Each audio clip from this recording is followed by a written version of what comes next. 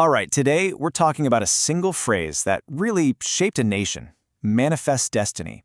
This was the powerful belief that the United States was destined, like by God himself, to expand across the entire North American continent. So yeah, let's get into it. Just stop and think about that for a second. Imagine really believing your country has a God-given right to an entire continent. What on earth fuels that kind of ambition? Well, that very belief is what shaped so much of the 19th century United States. And it drove not just this massive expansion, but also, as you can imagine, immense conflict. So let's dive into the core idea. This thing didn't just pop up out of nowhere. It was given a name, a really powerful justification that basically bottled up an impulse that was already sweeping the nation, this relentless, unstoppable drive to move west. So here it is, manifest destiny. It's this 19th century belief that the U.S. was, divinely ordained to expand its dominion and spread democracy and capitalism all the way across North America. The key thing here is that the term did way more than just describe expansion. It gave it a moral justification. It turned this westward movement from just an opportunity into a righteous, almost holy mission. And check this out. This is the guy who actually coined the phrase, a newspaper editor named John O'Sullivan. Just listen to the language he used back in 1845. Quote, "By the right of our manifest destiny to overspread and to possess the whole of the continent which Providence has given us." Providence, he means God. This language is incredibly potent. He's not just talking about land, right? He's talking about a God-given duty. So when you frame it that way, well, what happens? This kind of thinking created this unstoppable ideological momentum. It made the whole expansion thing feel preordained, inevitable. Resisting it wasn't just disagreeing with a policy. It felt like you were resisting progress itself, or maybe even resisting God's plan. And, how do you argue against that? Okay, so we've got the big idea. But let's be real. An idea alone doesn't make millions of people pack up their entire lives and cross a continent. So now we got to look at the human drivers, the real, on-the-ground motivations, the tangible stuff that made actual families say, all right, we're doing this. We're heading west. And it turns out there were a bunch of powerful drivers, and they often overlapped. First you had the obvious one, the lure of mineral wealth. Gold, silver, you name it. But honestly, for way more people, it was the simple promise of cheap, fertile land. For others, it was something else entirely, a desperate search for a place where they could just practice their faith freely. And kind of bubbling under all of that was this deep cultural belief that the frontier, that was where America's future was. Let's take a specific year, 1848. Gold is discovered in California, and boom, it triggers this massive flood of people heading west. Everyone is chasing the dream of striking it rich. It basically became this continent-wide treasure hunt, pulling people in from every corner of the U.S. and even from around the world. But here's the thing. The economic pull wasn't just about finding gold. A lot of smart people, like this one woman, Luzanna Wilson, saw a totally different opportunity. Instead of trying to find gold herself, she started a successful boarding house for the miners. You see? The West wasn't just for prospectors. It was this wide-open space for entrepreneurs to build something totally new from scratch.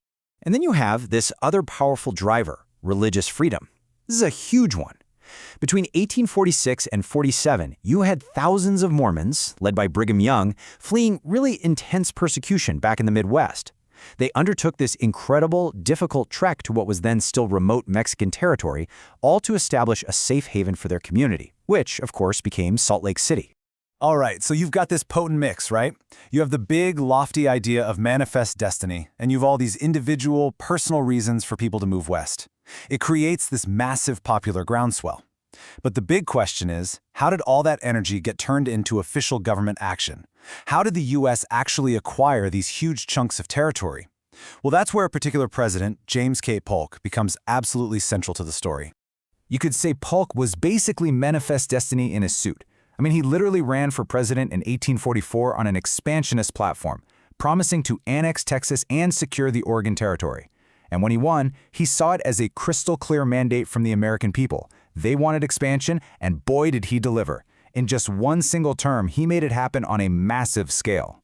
And it's really interesting to see the different methods he used. On one hand, you have Texas.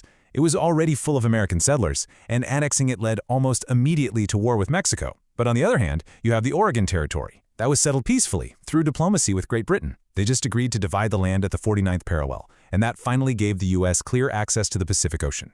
Two very different paths to the same goal. So there you have it. The United States is now a continental nation, stretching from sea to shining sea, just like the song says. But, and this is a big but, this rapid expansion came at a huge cost. So we have to ask, what was the real price of this so-called destiny? And this is where things get really complicated, because we start to see these dual consequences. Yeah, reaching the Pacific opened up incredible new opportunities for the country, but at the same time, it ignited absolutely devastating conflicts, and it deepened the very divisions that would, not long after, nearly tear the nation completely apart. Let's just break this down for a second. For the native peoples who were already living on these lands, manifest destiny meant forced displacement, broken treaties, and violence, all of it justified by this chilling rhetoric that their removal was just inevitable progress. Now, flip side, for global trade, it was a boom. Reaching the Pacific opened up huge new markets with Asia, with treaties signed with China and Japan, but it was the impact on internal politics that's what proved to be catastrophic. Because here is the one question that just haunted the nation. For every single new square mile of land acquired from Mexico, the country was forced to ask, will this be a free state or will it be a slave state? And this was not some abstract political debate. This led to furious, bitter battles in Congress, things like the Compromise of 1850, all of them just desperate attempts to keep the Union from completely fracturing over this one single question. So when you look at the price of destiny, you realize that the very success of manifest destiny held the seeds of the nation's greatest conflict. It built a country, for sure, but it also nearly broke it. When you boil it all down, manifest destiny is this incredible story of both triumph and tragedy. It was this unbelievably powerful force that drove a nation across a continent, fueled by this potent mix of idealism, economics, and religion. But its success came at a terrible cost. The cost of war, the cost of displacement, and, of course, the deep, deep divisions over slavery that would lead the country straight into the Civil War. And all of this history leaves us with a pretty critical question to think about, right? How might these old narratives, these ideas of national destiny and exceptionalism, still be echoing in the world today? It's something worth considering.